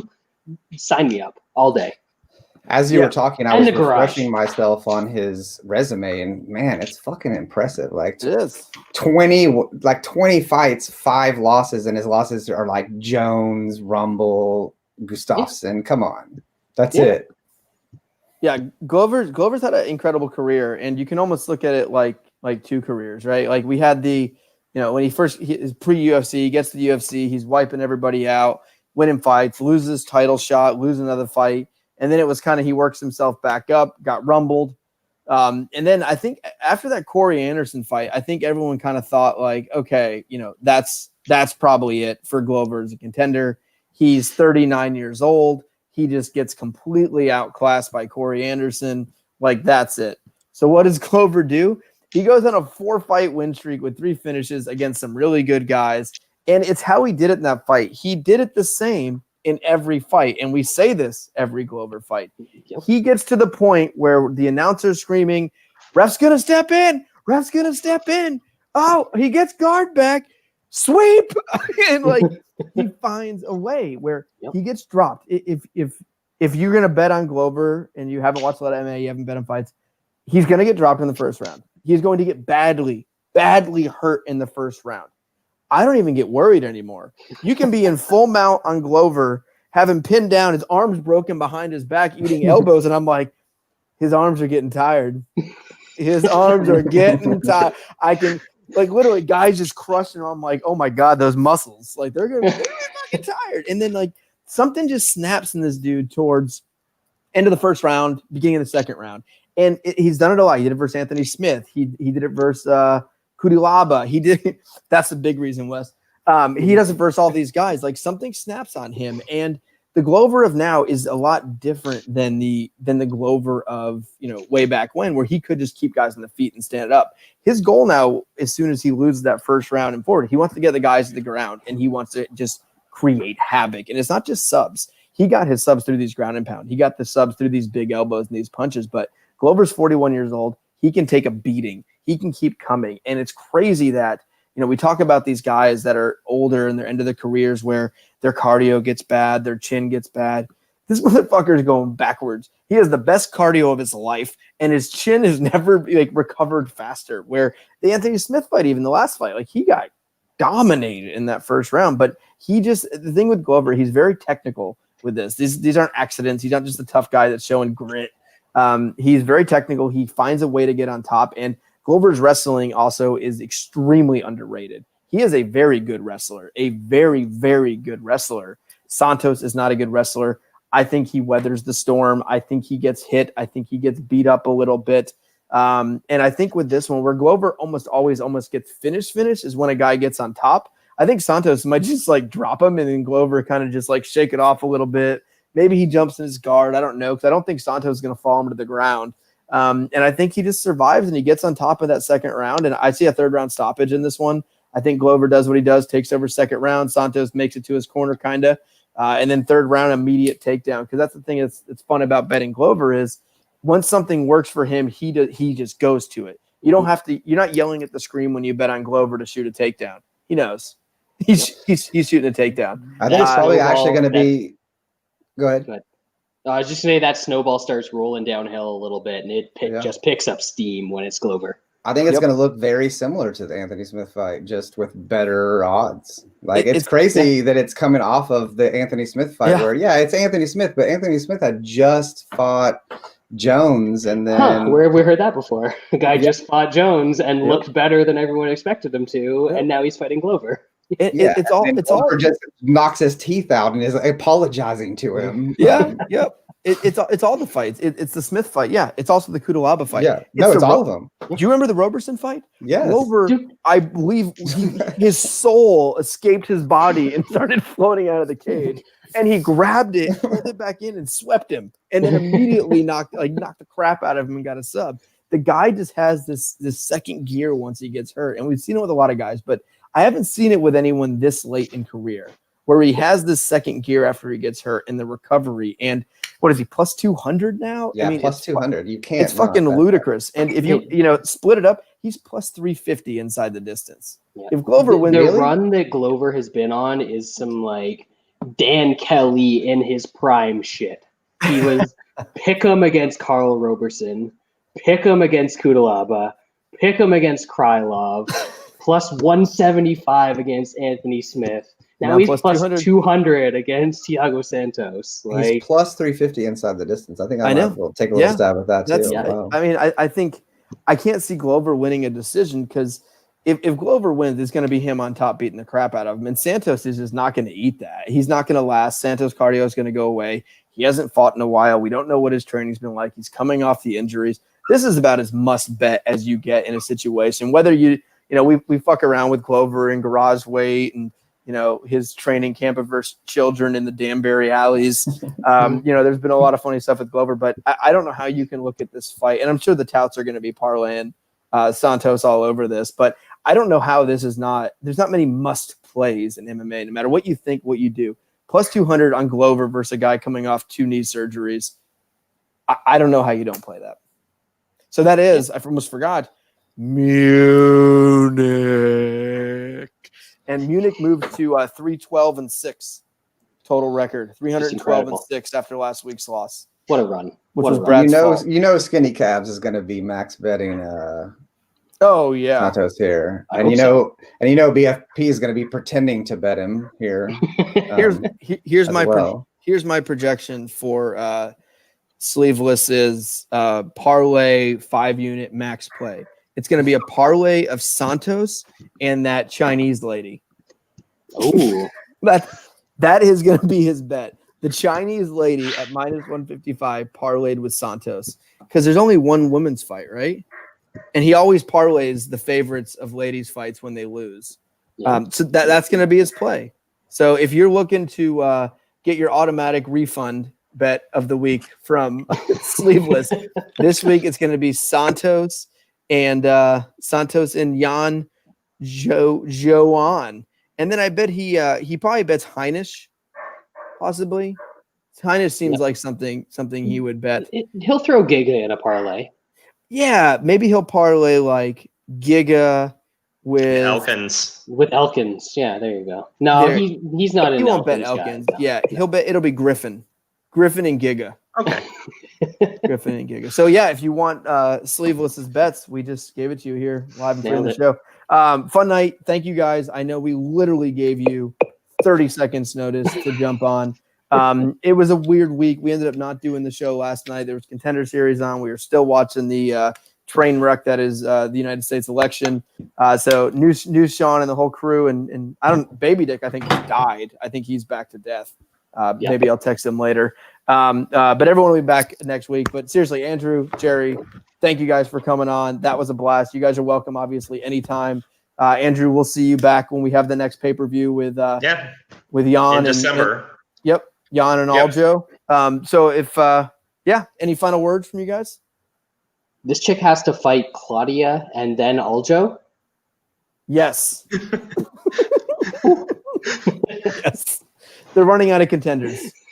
Everyone wants to fight. Everyone wants to fight. And Jerry just hangs Jerry up. just left. He's just done. Just he doesn't understand how this I'll say one last thing. Thank you very much for having me on. And I am actually going to prepare before this next time I'm on, and I'll have more to say. It was very impromptu tonight, so we appreciate you joining. It was my fault. And if you guys didn't know, Andrew, you were on the show for what, two years? I want to say something like that. That. It was a while ago. It's all in the past. It was pre Rhonda the Bird, I think. Yes. It was right around there. Rhonda the Bird is 7 years old this year. Yeah, that's what I told Brad. I said I thought it's been like 7 years or so. So yeah, we haven't had too many hosts. I think we've had probably less than 10 hosts in the history of the podcast, and the podcast has to be coming up on what? It's got to be like a decade, almost 10 years at this point. Well, New Sean's a super nerd. I'm sure he can find out the exact date of when we had the first show. He's the same guy that's like, I like when you pull the starter out in the World Series who's pitching a gym because I typed it in my calculator and that's what it told me. fucking loser. So what do you think the sleeveless free bet's going to be? I'm thinking if Arlovski wins by toe hold, he gets the free bet. No, that's too real, man. Yeah, it's always the main event. I'm going to say he's what is Santos by sub? Santos by sub. Yeah, that's what it is. It's plus 2,000. It's definitely Santos by sub. Santos by sub. Yeah. Yeah. Then you get his bets for a year. If or it'll be a draw if it ends in a draw. You win a lot of losing bets, pretty much. If Santos wins to by submission, you can come to his house and clean his counters for him. Perfect. Sleeveless has to be down like 100 units this week. Every week, it's like, and I don't follow them or anything, but I always see like retweeted and see you guys like comment on stuff. But every single week, it's like I know the event is complete when I see like, sorry guys. Going to be better next week for all you subscribers. This is a guaranteed package that we'll be back next week better than ever. Like, even he lose. And then the one time I've seen that he did it was like a couple weeks ago. He's like, winning night plus 0.24 units. Like I bet a minus 700 straight just to make sure I got the profit. You always know you're listening to like a scam artist podcast if they break down every fight the exact same way, where they say, like, let's say one person is a minus 300. They'll be like, well, the guy who's minus 300, we think he's going to win, but it's tricky. And then they say that's basically the thing they say on every fight. You're like, these motherfuckers are trying to scam you. And they're trying to just say very obvious things, but they disguise them with these certain words. So it sounds like they're saying something, but they really aren't. And ours is like the opposite. Like I'll scream at New Sean and tell him how stupid he is for 10 minutes. And like even when we pick like the same guy, usually our breakdowns are like completely against each other and different things. And like a betting show should be too. Like there's plenty of fights where you're just like, I don't care. Skip it. Yeah. I really don't care. Like that's a betting show. We're not like a breakdown show where it's breaking down every single fight in the best possible way. If it doesn't matter, it doesn't matter. If there's no value there, then it's like, oh, he's probably gonna win, because of this, and let's move on to this. Yeah. I think that is the difference. Like this is a gambling show, right? This is about what we're betting on. So I would say this is like a comedy show where we talk about gambling. Yes, that is true. We don't take ourselves seriously. And I think it was Honky, I believe, a couple weeks ago had tweeted something like where people do serious breakdown shows, but they only look at Wikipedia, and you can tell, but they're trying to be super serious. Like this guy has a 6-4 record in the UFC, and he has wins over blah blah blah. Like we don't be too serious. We watch a lot of MMA. We have fun with MMA. MMA gambling is extremely easy. Like it's just that's what it is. So I appreciate all you guys listening. Thank you both for joining tonight. It was a blast, and we will see you next week. All right.